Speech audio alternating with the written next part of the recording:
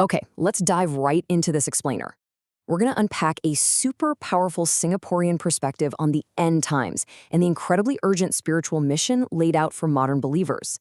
It's a fascinating blend, really. It takes these ancient scriptural warnings and applies them directly to our current economic reality, offering a totally compelling look at how old texts are being used to challenge the very way we live today. And the message kicks off with just a massive sense of urgency. Drawing straight from Romans chapter 13, it establishes right out of the gate that time is rapidly running out. Wake up, for our salvation is nearer now than when we first believed. This isn't just a gentle nudge, it's a blaring alarm bell demanding immediate attention to the state of our spiritual lives.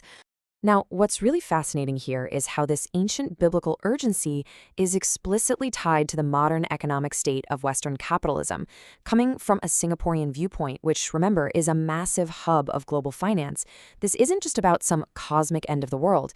It's pointing a direct finger at the cultural and economic systems driving the globe right now, arguing that the values at the heart of this system are reaching a critical terminal point. So let's look at Section 1, Signs of the End Times. We see a really stark contrast drawn straight from 2 Timothy chapter 3. On one side, you have the negative traits of the age, a culture puffed up with pride, totally driven by a love for money, and favoring superficial pleasure over the divine. People might act religious on the outside, sure, but they reject the actual power that can make them genuinely godly.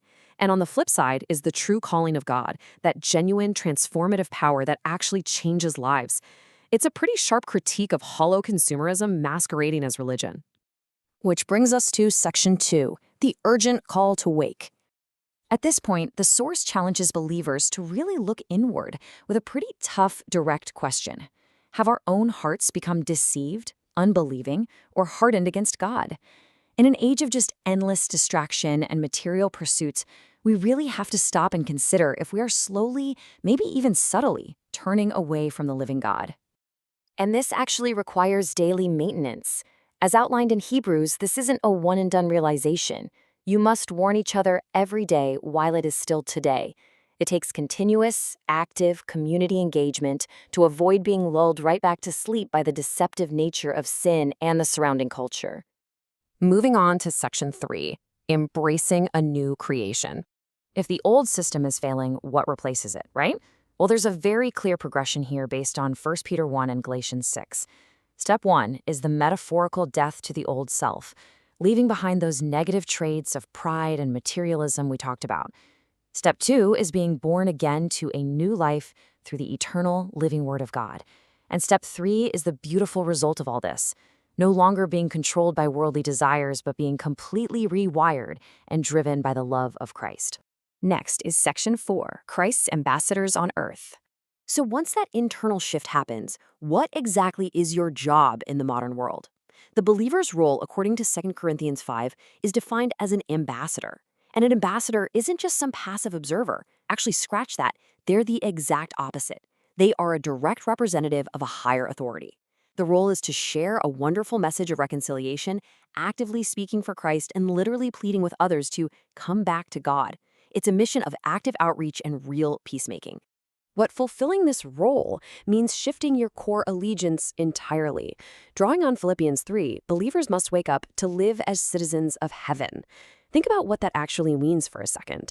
If your primary citizenship is heavenly, your allegiance to the economic and social structures of this world, like that Western capitalism criticized earlier, becomes strictly secondary.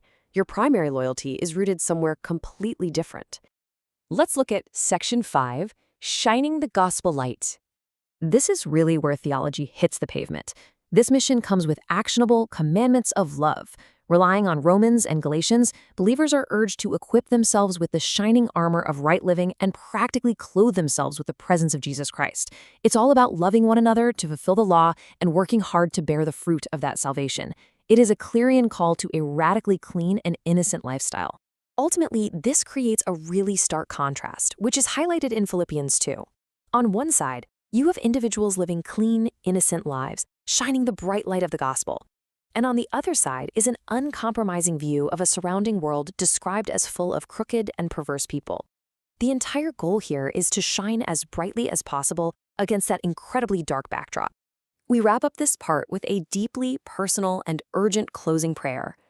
Lord, Wake me up to see the dawning of your kingdom of love. After all the heavy critique of capitalism and societal decay, the final focus is actually one of profound hope.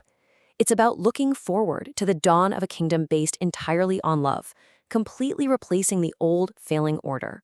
So whether you share these exact theological views or not, the challenge itself is universally thought-provoking. In an age of endless distraction, consumerism, and materialism, how will you respond to the urgent call to wake up? Does this perspective challenge your own view on the world today and where your ultimate allegiances lie? Keep questioning the world around you, and thanks for joining me on this explainer.